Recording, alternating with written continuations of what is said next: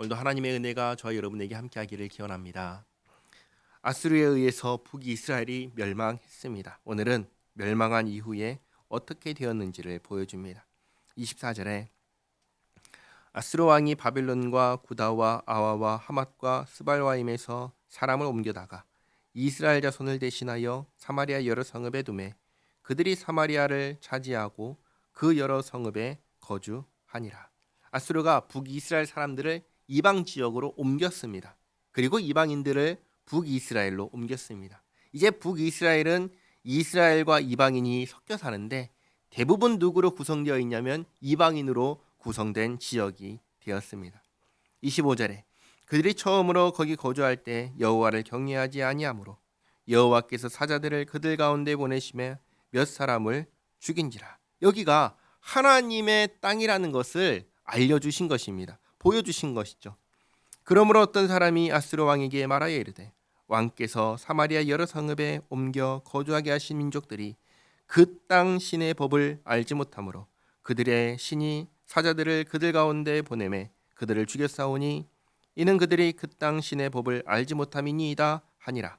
아수르 왕이 명령하여 이르되 너희는 그곳에 사로잡아 온 제사장 한 사람을 그곳으로 데려가되 그가 그곳에 가서 거주하며 그 땅 신의 법을 무리에게 가르치게 하라 하니 이에 사마리아에서 사로잡혀간 제사장 중 한 사람이 와서 베델에 살며 백성에게 어떻게 여호와 경외할지를 가르쳤더라.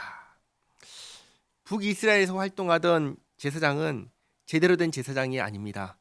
왜냐하면 북이스라엘은 초대왕 여로보암 때부터 레위 사람이 아닌 일반인을 제사장으로 삼았기 때문입니다. 그리고 이들이 섬긴 것은 하나님이 아니라 금송아지였습니다. 그러니까 사마리아에서 사로잡혀간 제사장 중 한 사람을 데리고 와가지고 살면서 백성에게 어떻게 여호와를 경외할지 가르친다라고 한들 제대로 가르칠 수가 없는 것입니다. 그 결과 어떻게 됐는가? 29절에 그러나 각 민족이 각기 자기의 신상들을 만들어 사마리아 사람이 지은 여러 산당들에 두되 각 민족이 자기들이 거주한 성읍에서 그렇게 하여 바벨론 사람들은 숫꽃 분옷을 만들었고 굿 사람들은 네르가를 만들었고 하맛 사람들은 아시마를 만들었고 아와 사람들은 니파스와 다르닥을 만들었고 스발와임 사람들은 그 자녀를 불살라 그들의 신 아드람멜렉과 아람멜렉에게 드렸으며 이방인들이 이렇게 자기들이 섬기던 신을 북이스라엘 지역에 다 그대로 가지고 와서 동일하게 섬깁니다. 31절 방금 읽었던 말씀처럼 자녀도 불살라 바칩니다. 그러면서 32절 그들이 또 여호와를 경외하여 자기 중에서 사람을 산당의 제사장으로 택하여 그 산당들에서 자기를 위하여 제사를 드리게 하니라. 만약에 아수르에서 돌아온 제사장이 정상적인 제사장이라면 그리고 제대로 가르쳤다면 일어날 수 없는 일들이 지금 일어난 것입니다. 어떻게 우상을 섬기면서 동시에 하나님을 섬길 수 있습니까? 있을 수 없는 일입니다. 게다가 어떻게 자식을 제물로 바칠 수 있습니까? 하나님께서 절대로 하지 말라고 금하신 일입니다. 그런데 이렇게 된 것은 이게 지금까지 북이스라엘에서 해왔던 일이기 때문입니다.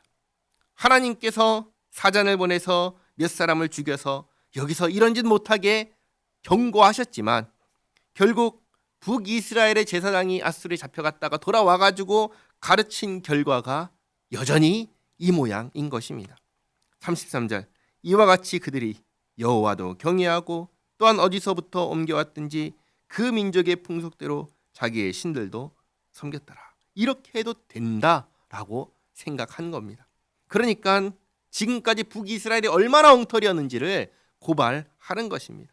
34절에 그들이 오늘까지 이전 풍속들에 행하여 여호와를 경외하지 아니하며 또 여호와께서 이스라엘이라 이름을 주신 야곱의 자손에게 명령하신 율례와 법도와 율법과 계명을 준행하지 아니하는도다.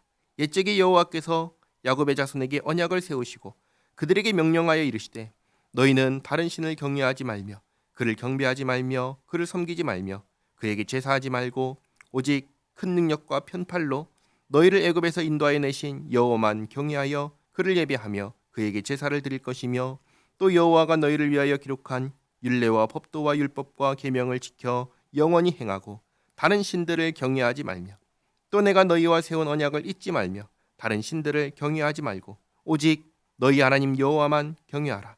그가 너희를 모든 원수의 손에서 건져내리라 하셨으나 그러나 그들이 듣지 아니하고 오히려 이전 풍속대로 행하였느니라.